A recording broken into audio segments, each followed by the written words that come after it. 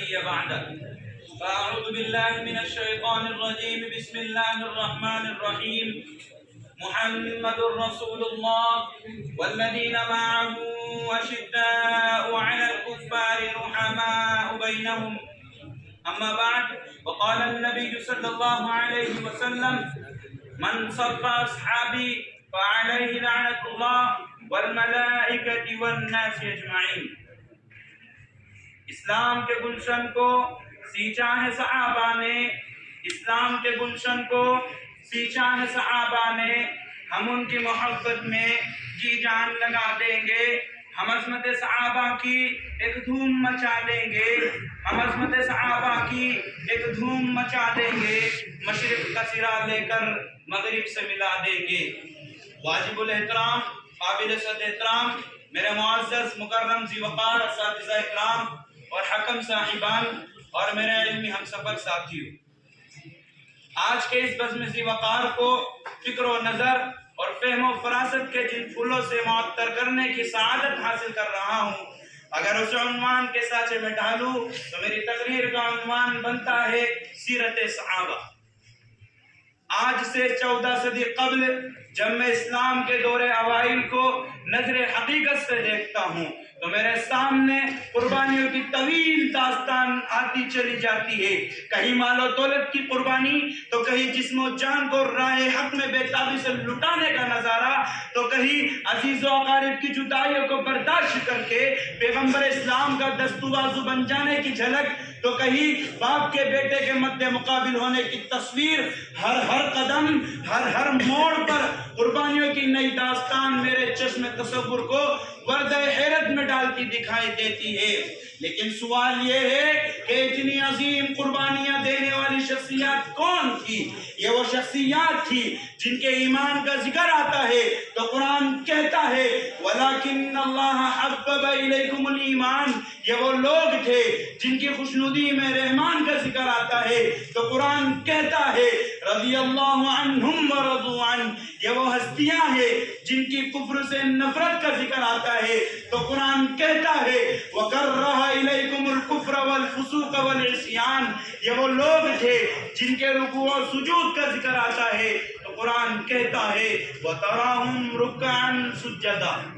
جناب محترم، صحابہ اکرام و رجال کار تھے جن کے سینوں میں علوم نبوت کا نور چمکتا تھا، جن کے دلوں میں حالات بدلنے کا حوصلہ معجزن تھا، جن کے قدموں میں فاتحین کا اعتماد تھا، جن کے رگوں میں غیرت ایمانی کا خون گردش کرتا تھا. ارے صحابہ اکرام گلشن اسلام کو اپنے خون سے سینچنے والے تھے. دفاع اسلام کے لیے پھانسی کے پھندوں کو چوم کر گلوں میں ڈالنے والے تھے. تلوار کے سائے تلے رب وحدہ لا شریک لہ کی وحدانیت کا پرچار کرنے والے تھے.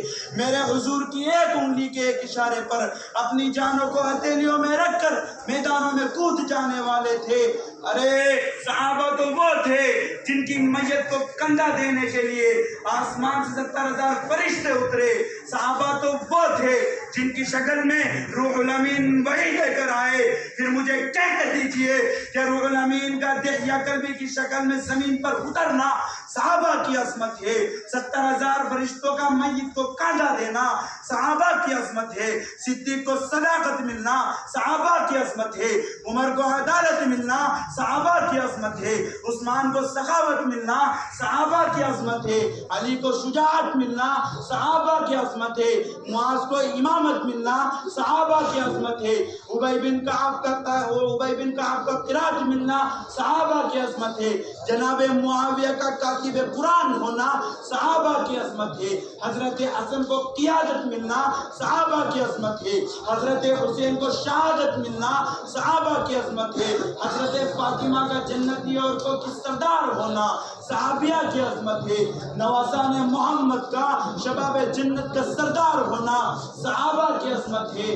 ارے عظمت صحابہ کے کیا کہنے، وہ تو ایسے ناموس عظیم تھے جو اسلام کی بقا اور دوام کے لیے سمندروں میں اتر گئے، پہاڑوں کے سینوں کو رون ڈالا، بجلیاں کڑکی تو مسکرا دیے، بادل گرجے تو قہقہوں سے جواب دیا، آندھیاں چلی تو ان سے کہا اپنا راستہ بدل لو، تعصب کے شعلے بھڑکے تو ثابت قدم کی تصویر بن گئے، اور اسی شان سے دنیا کو خدا حافظ کہا۔ اب وقت ہے میدان عمل میں اترنے کا، گستاخان صحابہ کو للکارنے کا۔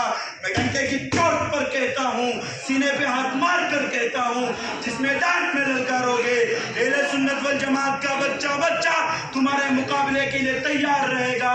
کتابت کے میدان میں آؤ گے، شعلہ و گردش زبانوں سے صحابہ کے ناموس کی حفاظت کریں گے، لیکن کسی مفاد پرست کو، کسی بدبخت کو صحابہ کی گستاخی نہیں کرنے دیں گے، کیونکہ صحابہ سے محبت مسلک ہے ہمارا، عقیدہ ہے ہمارا، منہج ہے ہمارا، ایمان ہے۔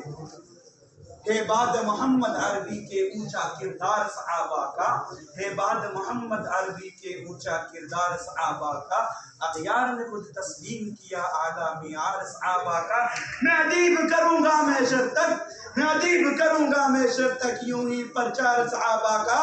آؤ آؤ عہد کرے ہم سب مل کر دفاع کریں گے صحابہ کا۔